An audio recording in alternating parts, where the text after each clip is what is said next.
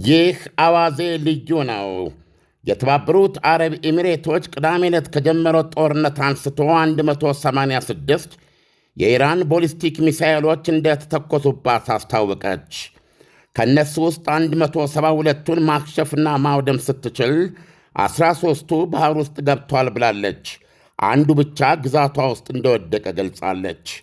መከላከያ ሚኒስቴሯ እሁድ ዕለት እንደገለጸው ደግሞ በጠቅላላው 541 የኢራን ሰው አልቦች ኤሚሬትስ ላይ ቢተኮሱም 506ቱን በአየር ላይ በመምታት አክሽፈናል ብለዋል። የኢሚራቲ ባለሥልጣናት እንደገለጹት እስካሁን በኢራን የተኩስ ፍንጥርጣሪዎች 3 የውጭ አገር ዜጎች ሲገደሉ 58 ደግሞ ቆስለዋል። የዱባይ ዓለም አቀፍ አየር ማረፊያና የአቡዳቢ ዛኢድ ዓለም አቀፍ አየር ማረፊያዎችን ጨምሮ በተወሰኑ ሕንፃዎች ላይ ጉዳት ደርሷል። ሁከትና ትርምስ በማይለየው መካከለኛው ምስራቅ ውስጥ ዱባይ የሰላጤው አንጸባራቂ የደህንነት የሰላምና የቢዝነስ ዕንቁ ሆና ቆይታለች። ግርማ ገናናነት፣ የሰማይ ታካኪ ማማዎችና ደመናን የተንተራሶ ሕንፃዎች መናኸሪያ ሆና ኖራለች።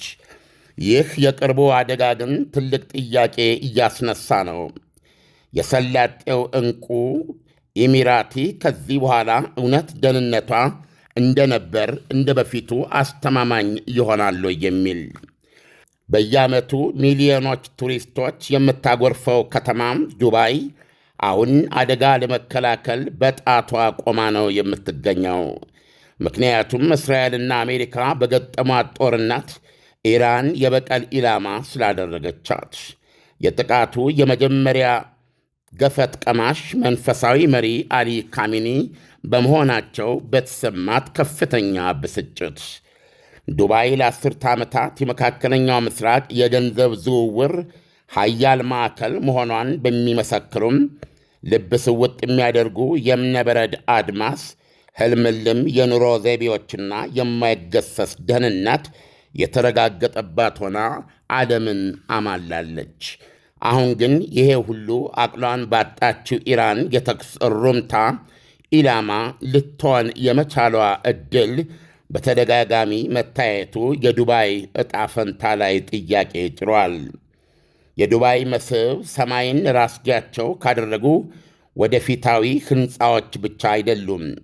የደሞዝ ግብር ብሎ ነገር በሀገረ ዱባይ አይታወቅም። በዱባይ ንግድ ከፍቶ ለመኖር ለመክበር ቢሮክራሲ እንቅፋት ብሎ ትብትብ የለም። የዚህ ሁሉ መሠረት የሆነው ጸጥታና ደህንነቷ በዱባይ ምድር ከቶምና መቼም አይናጋም እስኪባል ድረስ ታምኖበት ኖረዋል። አሁን ፋርሶቹ በዚህ መንገድ እየተገዳደሩት ከመምጣታቸው በፊት ባለፈው ቅዳሜ ግን ይህ ዱባያዊ እውነታ ተመታ። የኢራን ፍላጻዎች ሰላማዊውን የዱባይ የአየር ክልል ጣሱት፣ እንደ ርችት ተረጩበት። ዓለም አቀፉን የመንገደኞች መናኸሪያ አየር ማረፊያ ጣቢያዋን ጭምር እሳትና ጭስ ለኮሱበት። አልፎ ተርፎም የዐይን ማረፊያ ልብ መሰወጫ ቡርጅ አልዓረብ ሆቴልም ታለመበት። የዱባይን ዋነኛ መገለጫ የሆነውን አይጠቄነት ምስል አፈረሱት። መጀመሪያ ላይ የኤሚሬትስ ፕሬዚደንት መሐመድ ቢን ዛይድ አልናሃያን ኢራንን ወደ ሕሊናሽ ተመለሺ፣ ጠላቶችሽ ጎረቤቶችሽ አይደለንም ብለው ነበረ። ኢራን አልሰማቻቸውም።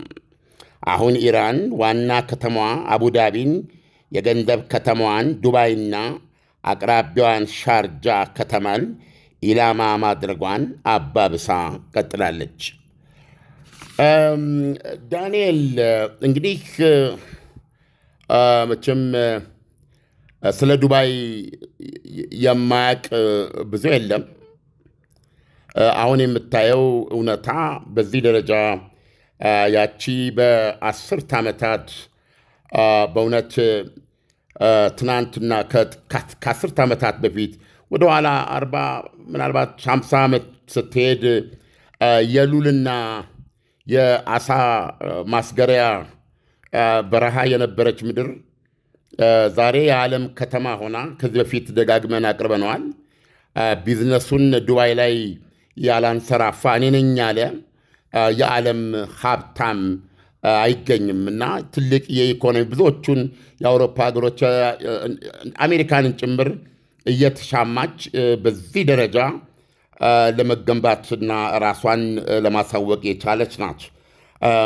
የቻይና ባለሀብቶች እንኳ ከቻይና የቅርብ ዓመታት የ40 ዓመታት የኢኮኖሚ እመርታ ውጤት የሆኑ ቢሊዮነሮች እንኳ ከዚህ በፊት አይነተኛ ቦታቸው መናኸሪያቸው ሲንጋፖር ነበረ። አሁን ግን ከዛ እየነቀሉ ወደ ዱባይ ወይም በዚህ ሰዓት ሚሊዮነር ሆኖ ዱባይ ውስጥ የማይመላለስ ዱባይ ውስጥ የቢዝነስ ትስስር የሌለ ወይም የዱባይን ህልምልም የህይወት ዘቤ የማያጣጥም እኔ ነኝ ያለ ሀብታም የለም እና ይህ እንግዲህ ዋነኛው መሰረቱ የዱባይ ደህንነት ነው። ሐኬትና ሁከት በበዛበት የተለያየ በተለይ ከሃይማኖት ጽንፈኛነት ጋር የተያያዙ ሪሊ ወደፊት የማያራምዱ አገርንም ትውልድንም ወደኋላ የሚከልሱ የተገነባ የሚያፈርሱ የሰውን ስነ ልቦና ድራሹን የሚያጠፉ ደም እንደ ውሃ እንዲረጭ የሚያደርጉ ብዙ አይነት አሜኬላዎች በበዛበት በዛ ክልል ውስጥ ዱባይ ራሷን ገነት አድርጋ ነው እስካሁን የቆየችው። አሁን እንግዲህ ፋርሶቹ እያደረጉት ያለው ነገር ብዙዎቹ በዱባይ ሰላምና ደህንነትና የቢዝነስ ከተማነት ተማምነው የተንሰራፉ ኩባንያዎችን ግብር አልባ የሆነውን እና በእውነት ሰርተህ እንደ ልብህ የምታገኝበትን አገር ገጽታዋን ስጋት ላይ እየጣለው ይገኛል የኢራን ተኩስ። ዓለም የሰላጤው ሀገራት በጦርነቱ ምክንያት ከኢራን የሚደርስባቸው የሚሳኤል ውርጅብኝ እስከ መቼ ድረስ ነው እንዲህ የተከላከሉ መቆየት የሚችሉት? በሂደት ሀገራቱ ከኢራን ጋር ተኩስ ውስጥ የሚገቡበት ሁኔታ ሊፈጠር አይችልም ወይ? ለእነ ኢሚራት ከኢራን ጋር ተኩስ ገባች አልገባች ሪሊ ፋይዳ የለውም። ትልቁ ነገር ለምን ይተኮስባቸዋል? ቀደም ሲል ኢራን የገለጸችው ይህ ጦርነት ቢጀመር በመካከለኛው ምስራቅ የሚገኙ የአሜሪካ የጦር ሰፈሮችን እመታለሁ የሚል ነው። ስለዚህ አሁን ወደ ዱባይም የአሜሪካ ጦር ሰፈር አለ። ነገር ግን ይሄ ሁሉ በጣም የሚገርም ነው። 172 ቦሊስቲክ ሚሳይሎችና 540 በላይ ሰው አልቦች ወደ ዱባይ የተተኮሱት የጦር ሰፈሩን ፍለጋ ብቻ አይደለም። ነገርኩ አሁን የጠሯቸው ቦታዎች ማለት ነው። አየር ማረፊያዎቿ፣ ሆቴሎቿ ኢላማ ነው እየሆኑ ያሉት እና ይሄ ለምን ይሄ ቤዚካሊ የዱባይን በመዋቅር ደረጃ ብዙ ጉዳት አላስከተለ ሊሆን ይችላል። ነገር ግን ለበርካታ አስርት ዓመታት የገነባችውን ስነ ልቦና ዱባይ የጣልከው ያፈራል። አንድ ሰው ዱባይ ሄደ ሲባል በሁላችንም ጭንቅላት ውስጥ ቢያንስ በአፍሪካ ደረጃ ያለን እንኳ ዱባይ ሄደ ሲባል ለተድላ፣ ለምቾት፣ ለስራ የሄደ ነው የሚመስለን። ስለዚህ ዱባይ አሁን ይሄ የፈጠረችው ስነ ልቦና ነው እየተሸነቆረ ያለው። የቢዝነስ ካልኩሌሽን ደግሞ የቢዝነስ ሰዎች ደግሞ በጣም ድንጉጥ ናቸው ዳንኤል። እንደውም አንዳንድ ተንታኞች እንደሚሉት ኦልሬዲ የብዙዎች ቀላል ቁጥራቸው ቀላል የማይባሉ የዓለም አቀፍ ኩባንያዎችን አመኔታ ሳታጣ አትቀርም ነው የሚሉት ዱባይን እና ግብሩ ይሻላቸዋል። ይህንኑ ሰላምና መረጋጋት ፍለጋ የቢዝነስ መረጋጋት ፍለጋ ወደ ተለያየ ዓለም ሊሄዱባቸው ይችላሉ እና በአሁኑ ሰዓት ለዱባይ ትልቁ ነገር ይሄ ጦርነት መቼ ያበቃል የሚያስብል ነው። አሁን እንደምትመለከተው ኢራን እና አሜሪካና እስራኤል ያው ድብደባው ሄዷል። ኢራን መተኮሱ አልቀረም። በጣም የሚገርም ግን ወደ እስራኤል ከምተኩሰው ያልተናነሰ ነው ወደ እነዚህ የሰላጡ ሀገሮች ላይ የምተኩሰው ዳንኤል። እኔ ዛሬ እስራኤል ሀገር ደውዬ ሁሉ ከዜጎች ለማረጋገጥ ሞክሬ ነበረ። 160 ቦሊስቲክ ሚሳይል መተኮሱን አውቃለሁ። ስለዚህ እንደ ቆጥራችሁታል ምንድን ነው የሚባለው ስል 180 ፕሮባብሊ 200 እንደዚህ ቢሆን ነው ያሉኝ። ስለዚህ እስራኤል በዋነኛነት ጦርነት ውስጥ አለች፣ እያጠቃች እየደበደበቻትም ነው ኢራንን። 172 ቦሊስቲክ ሚሳይል ለምን ዱባይ ላይ ትተኩሳል? ኳታር ላይ ከ162 በላይ ቦሊስቲክ ሚሳይሎች የተኮሰችው። የሰው አልቦቹን ቁጥር በዚህ መልኩ አልገለጸችም ኳታር። ኢቭን 2 የጦር ጀቶች ሱ-24 የሚባሉ የራሽያን የጦር ጀቶች የኢራን አየር ኃይል አብራሪዎች መጥተው ይህን ምንድን የተፈጥሮ ጋዝን ወደ ፈሳሽነት የሚቀይር ግዙፍ ማዕከሏን ለመምታት መጥተው መልሳለች።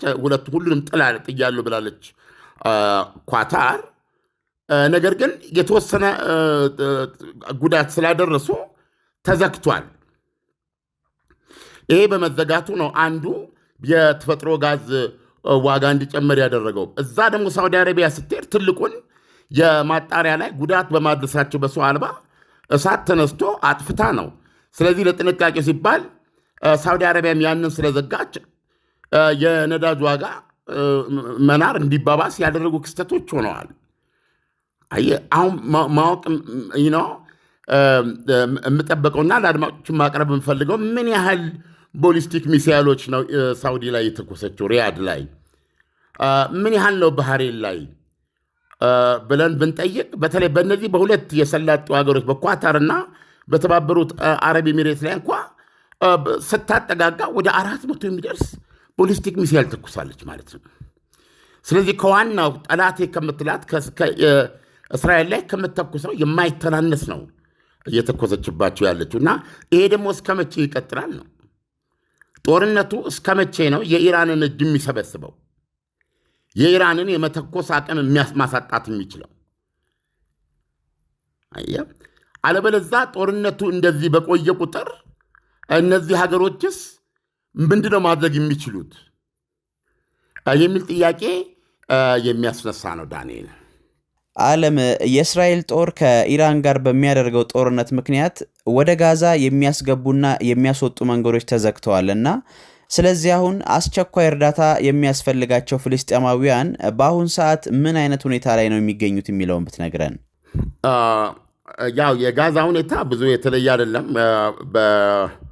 ከዚህ ከጦርነቱ ጋር በሚያዝ መልኩ የተለየ ነገር ሊጋረጥባቸው አይችልም። ያው የችግራቸው የነበረ ችግራቸው ነው የሚቀጥለው። የኢራን ኢላማዎች እስካሁን ድረስ ወደ ጋዛ አካባቢ የወደቁ የሉም። ዓለም ዶናልድ ትራምፕ ኢራን ከአሜሪካ ጋር ለመነጋገር እንደፈለገች ጠቅሰው ነገር ግን የድርድር እድሉ እንዳለፋቸው ተናግረዋል እና ስለዚህ ከዚህ በኋላ ምንም አይነት ድርድር በአሜሪካና በኢራን በኩል አይኖርም ማለት ነው ወይ? ይሄም በተመለከተ ላርጃኒ የሚባሉ አሁን ከፍተኛ ስልጣን ያላቸው ኢራን እንደማትደራደር አስታውቀዋል። ዶናልድ ትራምፕ እንዳቀረቡትም ከኢራን በኩል እንደራደር የሚል የቀረበ ነገር እንደሌለ ገልጸዋል። ይሄ በዚህ ውጊያ መሃል ኢራን በምንምና በምንም ሁኔታ እንደማትደራደር ነው የገለጹት። ድርድሩን በሌላ በኩል ግን ውጭ ጉዳይ ሚኒስትሩ አባስ አርጋቺ አሁንም ዝግጁ ነን የሚል ነገር ነበር ያቀረቡት እሳቸው። ነገር ግን አሜሪካውንም ሪያሊቲን ምንድነው ከውለታ ጋር አብሮ የሚሄድ ሀሳብ ይዛ መምጣት አለባት የሚል ነው። ይሁን እንጂ ከውጭ ጉዳይ ሚኒስትሩ በላይ የመወሰን ስልጣን ያላቸው አርጋቺ ግን ይቅርታ ላርጃኒ እንደዚህ አይነት ውይይት በኢራን አላለችም፣ አይደረግም፣ አንደራደርም ብለዋል። አሳዛኙ ነገር ግን ይሄም ቢሆን ዶናልድ ትራምፕም ይሄ ቀርቦልኛል አይ ዊል ቢ ቶኪንግ ዊዝ ዘም ነው ያሉት እና አወራቸዋለሁ ነው ያሉት። ቢያወራቸውም ግን ተኩሱን አቆማለሁ ማለት አይደለም በማለት ነበር መጀመሪያ ላይ የሰጡት መግለጫ። አሁን ግን ዛሬ አይዶንት ኖ ምን ላይ እንዳነበብኩት የሰጡት አስተያየት ምንድን ነው የሚለው ኢትስ ቱ ሌት የሚል ነው። ኢራኖች ያቀረቡትን የመነጋገር የድርድር ጥያቄ ጊዜ አልፎበታል። በሌላ አነጋገር አሜሪካ የጦርነት ዓላማዋን ወደ ማሳካት ነው የምትሄደው፣ በጦርነት ነው ነገሮችን መቋጨት የምትፈልገው ነው የሚል ነው። ይህንንም አስመልክተው በትናንትና በሜዳሊያ ስነስርዓት ላይ ዋይት ሃውስ በሰጡት መግለጫ የሀገራቸው ዋናው የጥቃት ማዕበል ገና የሚመጣ መሆኑን እስካሁን ከተደረገው የባሰ እንደሚሆንና አስፈላጊ ከሆነ ጦራቸውን ወደ ክልል ተጨማሪ ጦር እንደሚያሰማሩ መግለጻቸውን ሁላችንም እናውቃለን። ጦርነቱም ከ4 እስከ 5 ሳምንት ሊካሄድ እንደሚችል፣ በዚህ መካከል ዶናልድ ትራምፕ ትኩረታቸውን ሊያነሱ ይችላሉ፣ ከጦርነቱ ላይ ሊሰለቹ ይችላሉ ተብሎ የሚወራውን በተመለከተም ምንም ጦርነቱ ምንም የሚያሰለች ነገር የለውም በማለት ሰጥተዋል። ስለዚህ እነዚህን ስንመለከት የድርድሩ ነገር ተስፋ እንደሌለው በሁለቱም ወገን መረጋገጡን ነው የምናየው። በኢራን በኩል አንደራደርም የሚለው ከዶናልድ ትራምፕ የድርድር ጊዜው አልፏል ከሚለው ጋር ተወራራሽ ትርጉም ነው ያለው። ዓለም በዛሬው ዕለት ከአሜሪካ በኩል የተጠቀሰ የማጥቃት ዘመቻ የለም ወይ? ማጥቃቱ ጦርነት እኮ ተጀምሯል። በዚህ ሰዓት ለምሳሌ እስካሁን አሜሪካኖች የትናንቱን ሳይጨምር 1200 ኢላማዎች ደብድበናል ብለዋል። እኔ ጨፍጭፈናል ማለት ትችላለህ፣ ምክንያቱም የአየር የበላይነት ተቆጣጥረናል ብለዋል ኤታማዦር ሹሞች ሊቀመንበር። በእስራኤልም በኩል ተመሳሳይ መግለጫ ነው ያለው። በኢራን ሰማይ ላይ የበላይነቱን ጨብጠናል የሚሉት። ስለዚህ እስራኤል ራሷ እንዲሁ 1000 ኢላማዎችን ነው በትናንትናው ዕለት እንደመታች ያስታወቀችው። ስለዚህ እነዚህ ኢላማ የምንላቸው ወታደራዊ፣ ደህንነታዊ፣ የኢኮኖሚ፣ የሚሳኤል ተቋማት፣ የማምረቻ፣ የመተኮሻ እንዲሁም ደግሞ ራሱ የሚሳኤል ክምችቱ፣ የሰው ኃይል፣ ወታደሮች ከካምፖች እንዲያል ትገልጻለህ። እና ቁጥራቸው እንግዲህ በኢላማዎቹ አንጻር ብትመለከት ከፍተኛ ነው። ዛሬም እንደዚሁ በብዙ መቶ የሚቆጠሩ የተመረጡ የኢራን ኢላማዎች ይደበደባሉ። ባጭሩ ኢራን ይህን ልትከላከል ስለማትችል 300ና 400 የጦር ጀት ስለሆነ የሚደበድባት የያዙትን ቦምብ ነው የሚዘረግፉባት፣ በሮኬት በሚሳይል ነው የሚመቱት። ሁሉ ሲታሰብ ጦርነቱ በዚህ ከቀጠለ ብዙ ተቋማት ይቀራታል ብሎ ለማሰብ አይቻልም። ዓለም ለትንታኔው በጣም አመሰግናለሁ። መልካም ጊዜ ይሆንልህ። መልካም ጊዜ ዳኔ። ዛሬውኑ ተረክበው ስራ የሚጀምሩበት 100% የተጠናቀቁ የንግድ ሱቆችና ዘመናዊ መኖሪያዎች በመሆን ሪል ስቴት ጎልደን ቪሌጅ ሳይት ላይ ቀርበዋል። የንግድ ሱቆች ከ20 ካሬ ጀምሮ፣ መኖሪያ ቤቶች ባለ 1፣ ባለ 2 እና ባለ 3 መኝታ ቤቶች ከ80 እስከ 194 ካሬ ድረስ ከመሆን ሪል ስቴት። በተጨማሪም ለውድ ደንበኞቻችን በ10 ዓመት እየኖሩ የሚከፍሉት 50% ከወለድ ነጻ የባንክ ብድር ማመቻቸታችንን ስንገልጽ በታላቅ ደስታ ነው። እንዲሁም 8% ቅድሚያ ክፍያ ለሚከፍሉ ደንበኞች በካሬ 73900 ብር ብቻ፣ ሙሉ ክፍያ ለሚከፍሉ ደግሞ በካሬ 51730 ብር በልዩ ቅናሽ ቤቶችን አቅርበናል። የማጠቃለያ ሽያጭ ላይ ነን። አሁኑኑ ይደውሉ፣ ነገውኑ ቢዝነስዎን ይጀምሩ። በ0988 887676 ወይንም በ0988 887999 ሃሎ ይበሉ። ሞን ሪል ስቴት በሰላማዊ መንደር በምቾት ይኑሩ ይሎታል።